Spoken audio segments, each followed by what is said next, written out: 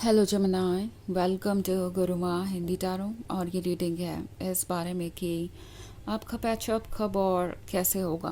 तो ये रीडिंग आपके लिए है अगर आप सेपरेशन में हैं, आप मिस कर रहे हैं अपने एक्स को और चाहते हैं कि ये रिलेशनशिप वर्क करे, आप विश कर रहे हैं कि वो वापस आए और सोच रहे हैं कि पता नहीं ये वर्क करेगा या नहीं।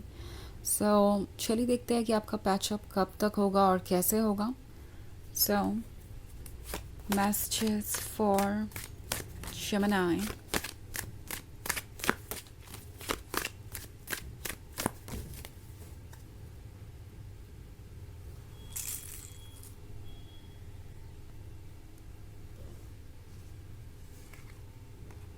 Eight of Cups, Ace of Wands, Nine of Pentacles, Strength and Judgment.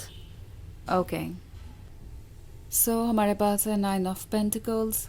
Nine of pentacles है तो लगता है जैसे कि आप जो भी चाहते हैं वो जल्दी ही मैनिफेस्ट होने वाला है।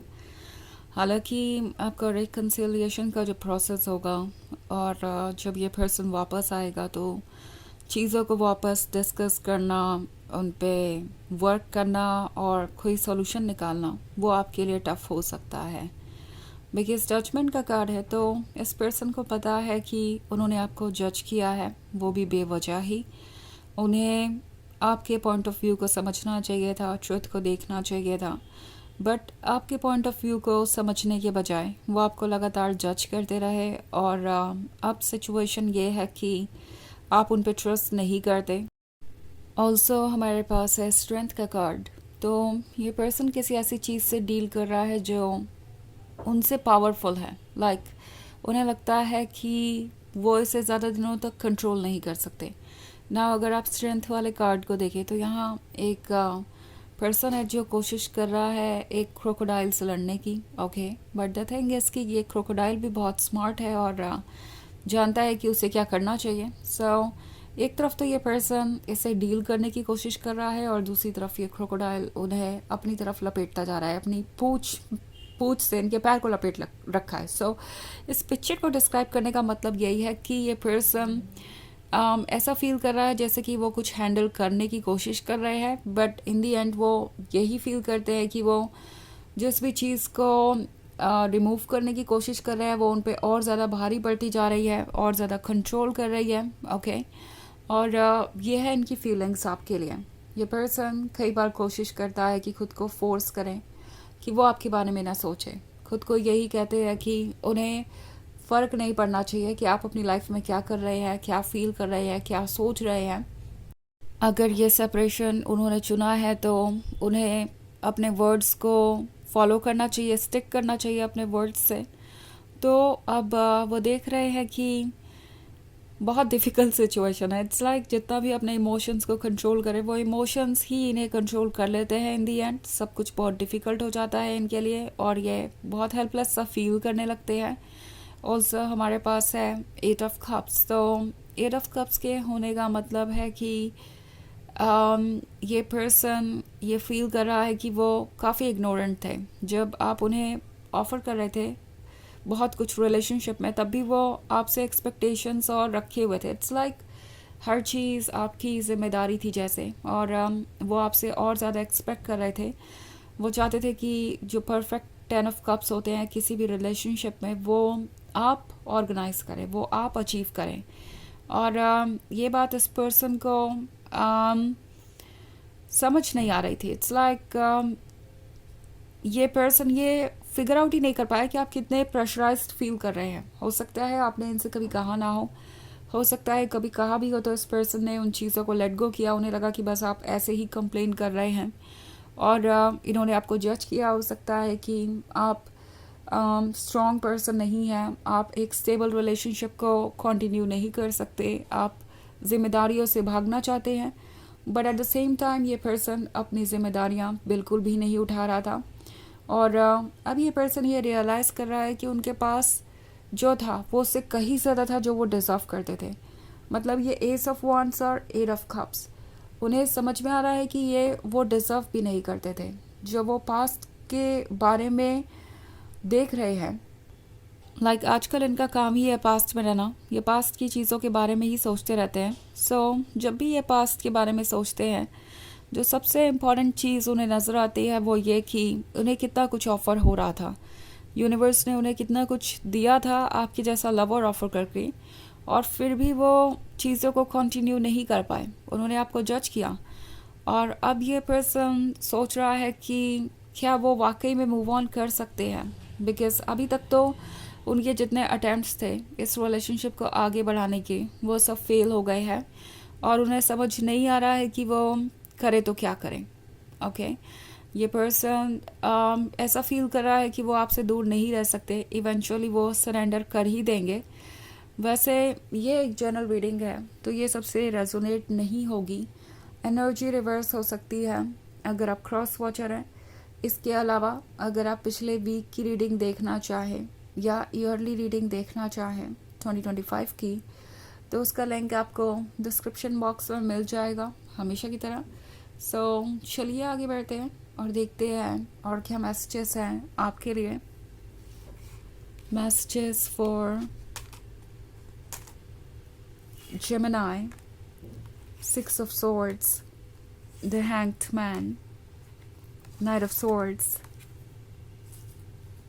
Five of Cups, and the Death. Okay. इस ब्रेकअप ने इन्हें बहुत कुछ सिखाया है, इनकी आंखें खुली हैं, और इन्हें ऐसा लगता है कि जो कुछ भी आज तक ये सोचते आ रहे थे वो गलत ही था, बिकॉज 6 ऑफ स्वॉर्ड्स का कार्ड है और फिर अगला ही कार्ड है द हैंग्ड मैन का। ये काफ़ी इंटरेस्टिंग है। वो आपसे दूर जाके सोच रहे थे कि वो आपको भूल जाएंगे, मे बी आपके बिना लाइफ ज़्यादा कंफर्टेबल होगी, आपसे बेहतर लवर उन्हें मिल जाएगा, सब कुछ ओके होगा।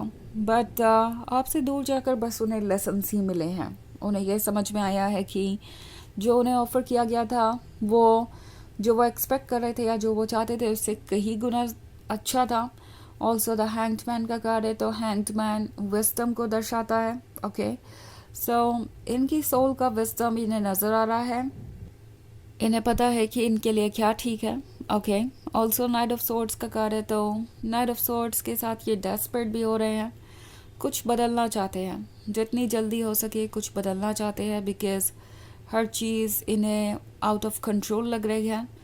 कहीं ना कहीं ये डर भी है कि अगर उन्होंने ज़्यादा दिन तक इंतज़ार किया तो लाइफ कॉम्प्लिकेटेड हो जाएगी। ओके, और ये रिलेशनशिप वर्क नहीं करेगा। अगर आप हैंग्ड मैन के कार्ड को केयरफुली देखें तो उसके पास एक कंपास है, और वो कंपास उसे डायरेक्ट कर रहा है। ये उनका इंट्यूशन है, ये उनकी सोल है, और ये उन्हें बता रही है कि उन्हें किस वक्त पे क्या करना चाहिए।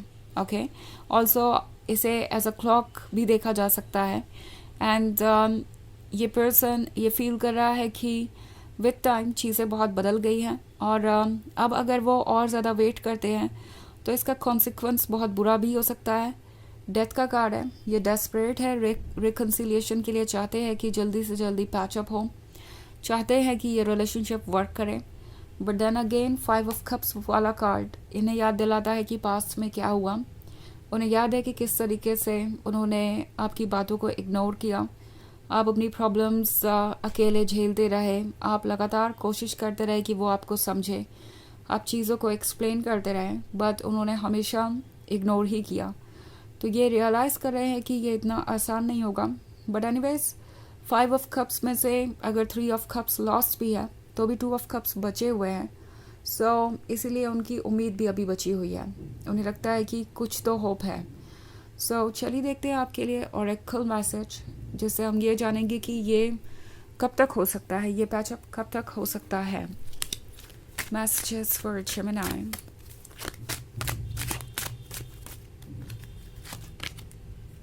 It's permanently delayed. तो ये कार्ड आपसे कह रहा है कि डिले कुछ लंबा हो सकता है, बट डिनाइड नहीं है। रिकन्सिलिएशन या पैचअप आपका नहीं होगा, ये कोई पॉसिबिलिटी नहीं है, ये डिलेड है। बट इस वक्त चीज़ें आपको बहुत ज़्यादा परेशान करेंगे। इट्स लाइक एक मोमेंट भी आपको बहुत भारी लगेगा। ओके, आपको ऐसा लगेगा कि पता नहीं कब सब कुछ बदलेगा और कब आप इस रिलेशनशिप को दोबारा इंजॉय कर पाएंगे. सो टाइम आपको लगेगा कि स्लो मूव कर रहा है, बहुत स्लो, और जितना टाइम आप एक्सपेक्ट कर रहे हैं उससे कुछ ज़्यादा वक्त लग सकता है, डिले हो सकती है, बट आपको पेशेंस रखना पड़ेगा. ये आपकी पेशेंस का टेस्ट हो सकता है, लेकिन चीज़ें होंगी. ओके, इस वक्त आपकी सोल आपसे यही कहना चाहती है कि आपके लिए ज़रूरी होगा फेथ रखना और ख़ुद पे वर्क करना. ओके, सबसे इम्पॉर्टेंट वो है, चीज़ों को पास्ट में छोड़ के, क्योंकि इस पर्सन को अपना वर्क करना है. ये आप पे डिपेंड नहीं करता आपकी कितनी जल्दी चीज़ें अनफोल्ड होंगी. सो यह है रीडिंग इस बारे में कि कब और कैसे आपका पैचअप होगा. आई होप आपको अच्छी लगी होगी. Thanks for watching. Till next video. Bye.